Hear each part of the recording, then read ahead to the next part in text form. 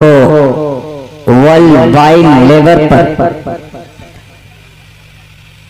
इसके मैसेज को आम करने की जरूरत है। आज इंसानियत को मुकम्मल तौर पर स्कीम और प्लानिंग के जरिए इसका मर्डर हो चुका है, इसका गला घोंट दिया जा चुका है। कहीं पर इंसानियत नहीं। जिसके पास जो ताकत है, जिसके पास जो ओहदा है, वो अपने ताकत के नशे में चूर है। सामने कोई भी तड़प रहा हो, मर रहा हो, आज सिचुएशन और हालात ऐसे पैदा कर दिए गए, या तो जात और धर्म के नाम पर देखकर उसको तड़पता हुआ छोड़ देते हैं, या तो फिर दुश्मनी, जिहालत, अदावत और बुग़्ज़ की वजह से जानबूझकर उसको तड़पा तड़पा कर मार देने की भरपूर कोशिश की जाती। इंसानियत कहीं पर भी नहीं। जिन पर जो हमारे रक्षक हैं, जो इस धरती के ऊपर मानवता के रखवाले, मानवता का जिन्होंने जो ठेकेदार हैं, इंसानियत के जो दम भरते हैं, आज वही लोग उसका खून कर रहे हैं और इंसानियत का नंगा नाच पूरी दुनिया के सामने हो रहा है। हिम्मत नहीं होती। सिचुएशन और हालात ऐसे पैदा कर दिए गए हैं कि उनको रोक सकें। अंदरूनी एतबार से हम इतने कमजोर हैं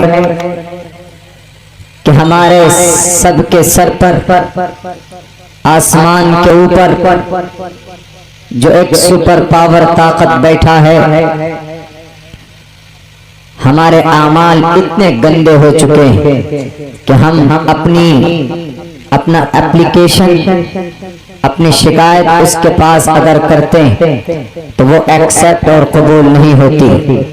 इसलिए कि हम गंदे, हमारी जुबान गंदी, हमारे सोच, दिलो दिमाग हमारा इतना गंदा हो चुका है कि हम दुआ करते हैं तो हमारी दुआ जुबान से निकलती तो है लेकिन आसमान से ऊपर नहीं जाती। दोनों ही एतबार से इस कलयुग के घोर अंधकार पापी जमाने में हम लोग सून की चक्की में पिस रहे हैं। ऐसे वक्त में हमको, आपको, बसने वाले हर इंसान को क्या करना चाहिए? आइए हम थोड़ा सा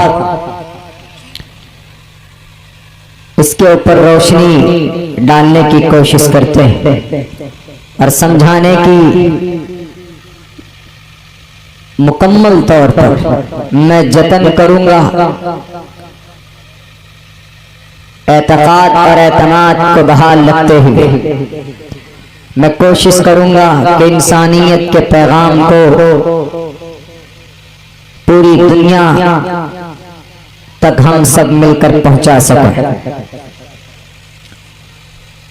सबसे बड़ा रिश्ता इस धरती पर लोगों के बीच कौन सा रिश्ता है? धर्म का रिश्ता बाद में आता है।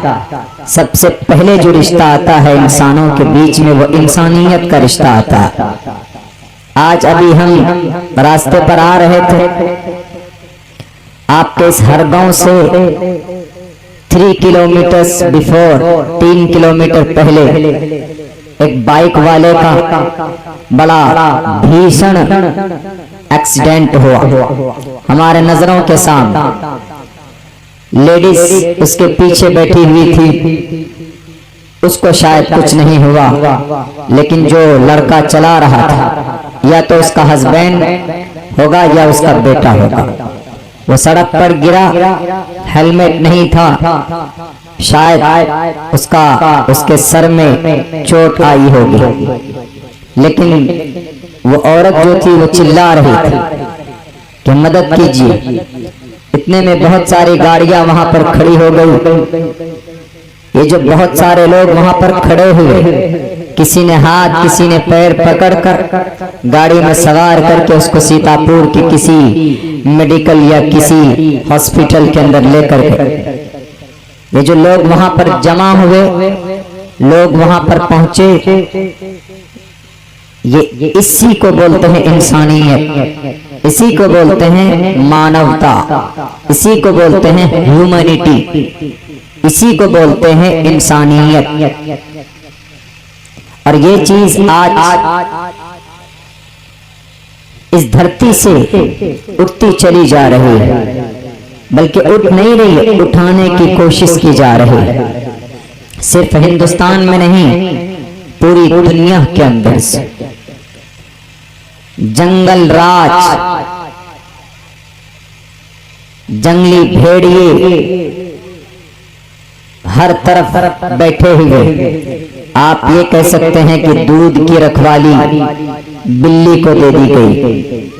जब बिल्ली को दूध की रखवाली बनाएंगे तो सुबह आप ये उम्मीद रखेंगे कि हमको दूध सलामत मिल जाए, तो ये बेवकूफी होगी। और आज पूरी दुनिया के अंदर यही हो रहा। किसी भी तरफ नजर उठाइए, बर्रे सगीर में, बर्रे कबीर में, एशिया, मलेशिया, यूरोप कंट्रीज, अरब ममालिक, कहीं पर भी हर तरफ इंसानियत का जनाजा निकाल दिया गया है।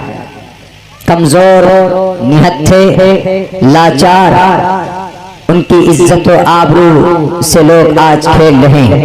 जो जितना कमजोर है उसको उसके ऊपर उतना जुल्म किया जाता। ये जमाना कौन सा? आपके इस बस्ती में 75% हमारे मोहतरम जनाब मौलाना वसीक साहब कासमी मुस्तकिल राब्ते में रहे, तो दूसरी मर्तबा आपके यहाँ हाजिरी हुई। इन्होंने हमसे कहा कि मौलाना हमारी बस्ती में जो 75% नॉन मुस्लिम भाई हैं, वो वेदांत की बातों को सुनने में इंटरेस्ट रखते हैं, उनको दिलचस्पी, और वो चाहते हैं कि आपका बयान हो, अच्छा हो, ज्यादा देर तक हो। हमने कहा बहुत अच्छी बात है। उनके अकीदे के मुताबिक ये जमाना कल युग का चल रहा। हिंदू भाइयों के अकीदे के मुताबिक जमाने 4 होते हैं। सबसे पहला जमाना जो होता है वो सतयुग का होता, जो तकरीबन 16 लाख साल का है और वो गुजर चुका। सतयुग के अंदर अच्छाई ही अच्छाई थी, कोई बुराई नहीं थी उस जमाने में। यानी 100 के 100% the grateful person was living on the world, on the earth, and everywhere peaceful environment was going around the people, and humanity was found everywhere. अमन, शांति, प्यार, मोहब्बत हर तरफ, जर्रा बराबर भी कोई बुराई नहीं थी। उसको बोलते हैं सतयुग। उसके बाद त्रेता युग, द्वापर युग, त्रेता युग, सतयुग, त्रेता युग, द्वापर युग। दूसरे नंबर का जो युग है, जमाना है, वो त्रेता युग। इसमें 50% बुराई होती है और 50% अच्छाई होती है, 50-50%। उसके बाद ये जो जमाना था, ये तकरीबन 12 लाख साल का जमाना था। उसके बाद तीसरे नंबर पर द्वापर युग, इसमें 75% 75% बुराई थी और 25% अच्छाई थी। कहा जाता है इसी द्वापर युग के जमाने में श्री रामचंद्र जी आए और श्री कृष्ण जी इस धरती पर आए। उन्होंने जो बुराई थी 25% उसका मुकाबला किया और उससे इस पृथ्वी को और इस धरती को पवित्र किया। अब पवित्र लोग थे। त्रेता युग में तो अंधकासुर विश्वासुर थे जिनको दुर्गे माता ने खत्म किया था। उनके बाद ये लोग आए, रावण आया और कोरु आए, कंस मामा आया, श्री कृष्ण जी के मैटरनल अंकल वो आए, उनका खात्मा किया। यानी 25% जो अच्छाई थी, 75% जो बुराई थी त्रेता युग के अंदर, उनका खात्मा किया। उसके बाद एक ऐसा जमाना, और ये जमाना जो त्रेता युग का था ये तकरीबन 8 लाख साल का था। अब जो जमाना चल रहा ये कलयुग का जमाना चल रहा। इस युग में 100 के 100% सिर्फ बुराई ही बुराई होगी। अच्छाई का कोई नाम निशान कहीं पर नजर नहीं आएगा, बल्कि इस युग के अंदर इतनी बुराई होगी। उपनिषद में लिखा है कि भविष्यांति युगस्यांति क्षेत्रीय लोक कंटका अर्तिक्षरो लुब्धा समाना अहंकार दर्पिता। भविष्य के अंदर भी, भविष्यांति युगस्यांति, मौजूदा जमाने में भी, फ्यूचर में भी, भविष्य में, मुस्तकबिल में भी ऐसी सिचुएशन, ऐसे हालात पैदा हो जाएंगे। क्षेत्रीय लोककंटका, जो क्षेत्रीय लोग होंगे, जो रक्षक लोग होंगे, रक्षक। अब रक्षक किसको समझते हैं? आपके गांव के अंदर अगर प्रधान है तो वह आपके गांव का रक्षक है। आपके घर के अंदर आप जिम्मेदार हैं तो आप अपने गांव घर के रक्षक हैं। अगर आपके इलाके के विधानसभा का एमएलए साहब है तो वो पूरे विधानसभा का रक्षक हुआ। आपके थाने का SI, छोटा बाबू, बड़ा बाबू, ये लोग जो होते हैं ये उस पूरे क्षेत्र के रक्षक होते हैं। पूरे लोकसभा का रक्षक एक MP होता है, और कमिश्नर अपनी कमिश्नरी का, अनुमंडल का एक रक्षक होता है। एक पूरे स्टेट का रक्षक एक CM होता है, और पूरे मुल्क का रक्षक एक PM होता है। उसके बहुत सारे रक्षक होते हैं, राष्ट्रपति होते हैं, वजीर दाखिला होते हैं, वजीर खारजा होता है, खारजा होता है, एक्सेट्रा एक्सेट्रा, लेकिन रक्षक होते हैं। लेकिन ये जमाना ऐसा आएगा कि भविष्यांति युगस्यांति क्षेत्रीय लोक कंटका, बड़े बड़े कांटे, खजूर के कांटे, ये जो क्षेत्रीय लोग होंगे, ये रक्षक होंगे, ये लोगों को कांटे के मानिन चुभेंगे। मतलब इनसे लोग खुश नहीं होंगे। किस एतबार से? या तो कोई काम कराने के लिए जाएंगे तो उनसे रिश्वत मांगेंगे। जो काम 100 रुपए का है तो वो काम उनसे 500 रुपए में करवाएंगे। अभी वोटर वेरिफिकेशन का प्रोग्राम है तो आधार कार्ड तस्हीह कराने के लिए जाते हैं तो खामखा 500 रुपए मांगते हैं। संशोधन का काम कराना है वोटर लिस्ट में तो कहते हैं कि 250-300 रुपए जमा करो। जबकि वोटर वेरिफिकेशन प्रोग्राम के अंदर वोटर वेरीफाई करने का जो फॉर्म है उसकी सरकारी कीमत ओनली 2 रुपया। हम लोगों ने कैंप लगाकर लोगों का ये काम तस्हीह का किया था, सिर्फ 30 रुपए में। जो काम करने वाले थे तो उनको हमने हायर किया, किराए पर लिया। हमने कहा कि समाज सेवा का काम है, सबका काम करो, हिंदू का भी मुस्लिम का भी, एक समाज में बिठाया और उनका हमने काम कराया। लेकिन आज जो काम 100 रुपए का है वो काम हो रहा है 500-1000 में। केवाला जमीन का केवाला मोटेशन कराने जाइए तो 1000 रुपए या 2000 रुपए सरकारी फीस है। लेकिन आज जो बैठे हैं रजिस्ट्रार ऑफिस के अंदर वो बोले तो 5000 रुपए मांगते हैं या 8000 रुपए मांगते हैं। तो क्षेत्रीय लोक कंटका का यही अर्थ है कि कांटे के मानिंद चुभेंगे। जैसे कांटे से तकलीफ होती है, ऐसे ही इन लोगों के रवैये से लोगों को तकलीफ होगी। क्षेत्रीय लोक कंटका अर्तिक्षरो लुब्धास माना हंकार दर्पिता। उनके चीखने से, उनके चिल्लाने से कोई फर्क नहीं पड़ेगा किसी को। वो दर्द से तड़पेंगे। धर्म के नाम पर बच्चों को, औरतों के ऊपर जुल्म करेंगे।